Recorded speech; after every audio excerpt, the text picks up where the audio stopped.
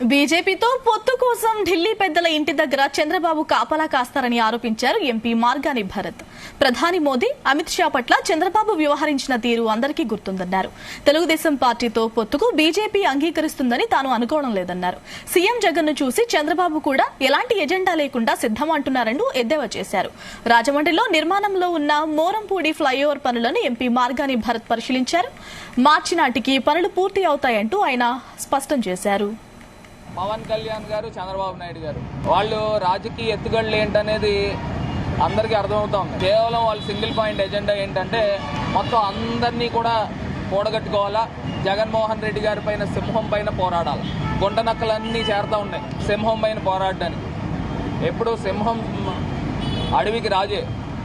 ఖచ్చితంగా జగన్మోహన్ రెడ్డి గారు ఆంధ్రప్రదేశ్కి రాజు.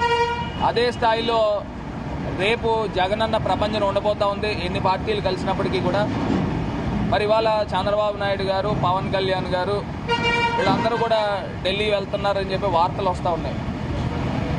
అంటే బీజేపీ పెద్దల అపాయింట్మెంట్ గురించి వాళ్ళ గేట్లు కాడ పడిగాపులు కాస్తూ ఉంటారు. వీళ్ళకి అలవాటే, పెద్దగా ఏం చెప్పక్కర్లా.